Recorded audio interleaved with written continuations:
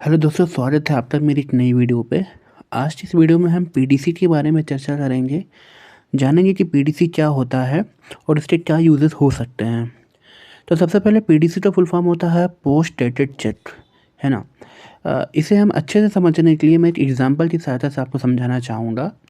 मान लीजिए आप एक शूज़ मैन्युफैक्चरिंग कंपनी है। अभी आपने हाल ही में अपना बिज़नेस स्टार्ट करा है। तभी आपको फॉर्चुनेटली एक 500 शूज़ का ऑर्डर आ जाता है। जैसे आप भी जानते हैं कि शूज़ बनाने के लिए अलग अलग रॉ मटेरियल की ज़रूरत होती है, जैसे कि rubber, fibre, colour, glue, etc. ठीक है ना।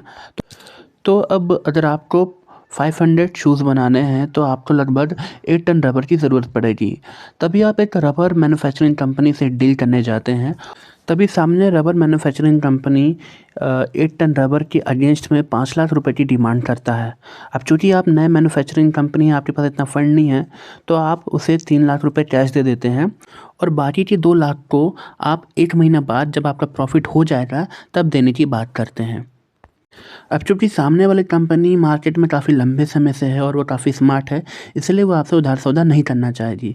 और सपोज़ कीजिए अगर वो आपसे उधार सौदा करते भी है तो बदले में वो आपसे कुछ ना कुछ सिक्योरिटी के तौर पे रखना चाहेगी। तभी सामने वाली कंपनी कहती है कि ठीक है, आप मुझे 3 लाख रुपए कैश दे दीजिए, बाकी 2 लाख रुपए का आप मुझे सिक्योरिटी चेक दे दीजिएगा और उसमें जो डेट डालिएगा वो आपके कहे अनुसार 1 महीने बाद की डालिएगा। तभी सामने वाली शूज़ मैन्युफैक्चरिंग कंपनी 2 लाख रुपए का एज अ सिक्योरिटी चेक उस रबर मैन्युफैक्चरिंग कंपनी के फेवर में दे देती है और उसमें जो डेट डाला जाता है वो 1 महीने बाद की डाला जाता है। जैसा कि सामने वाली कंपनी का कहना था कि उसको प्रॉफिट भी 1 महीना बाद होगा। अब अगर रबर मैन्युफैक्चरिंग कंपनी 1 महीने बाद बैंक में जाकर चेक को इनकैश करवाना चाहे और चेक डिसऑनर हो जाए और इन्फॉर्मेशन देने के बावजूद भी शूज़ मैन्युफैक्चरिंग कंपनी पेमेंट ना करे, तो ऐसी कंडीशन में निगोशिएबल इंस्ट्रूमेंट एक्ट 1881 सेक्शन 138 के तहत उसके ऊपर केस फाइल कर सकती है। इस एग्जाम्पल के तहत हम ये समझ पाए हैं कि गिवर के लिए ये एज ए गारंटी और रिसीवर के लिए ये एज ए सिक्योरिटी का काम करता है। इसलिए आप ध्यान रखें, जब भी आप किसी को सिक्योरिटी चेक इशू कर रहे हो तो जिसके फेवर में आप सिक्योरिटी चेक इशू कर रहे हैं उसका नाम, उसमें उसका अमाउंट और फ्यूचर डेट मेंशन करना ना भूलें।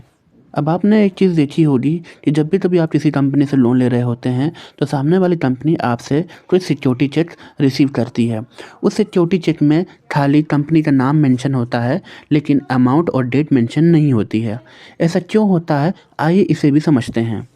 एक लोन कंपनी आपसे सिक्योरिटी चेक बहुत सारे रीज़नों की वजह से ले सकती है। इसमें से कुछ रीज़न इस प्रकार हैं।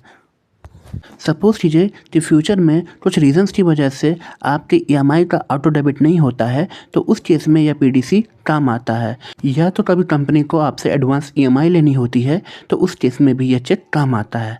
या तो कभी कभी कुछ कस्टमर्स डिफ़ॉल्टर निकल जाते हैं तो उस केस में लीगल एक्टिविटीज़ फाइल करने के लिए यह पीडीसी काम में आता है। अब अगर आप एक कस्टमर हैं और आप किसी लोन कंपनी को सिक्योरिटी चेक दे रहे हैं और आप चाहते हैं कि वो आपके चेक का मिसयूज़ ना करे, तो इसके लिए भी आपको कुछ बातों का ध्यान रखना पड़ेगा। तो सबसे पहले आपको सामने वाली कंपनी से एक पावती ले लेना चाहिए और उस पावती में आपने जितने भी चेक इशू किए हैं वो सारे के सारे चेक नंबर उसमें मेंशन करवाने चाहिए। और इन चेक का इस्तेमाल वह किन किन रूपों में कर सकते हैं, ये सारी बातें उस पर आपको लिखित रूप से ले लेनी चाहिए। ऐसा करने से आप लोन लेते वक्त काफ़ी हद तक के सेफ रह सकते हैं। आज के लिए इतना ही। धन्यवाद।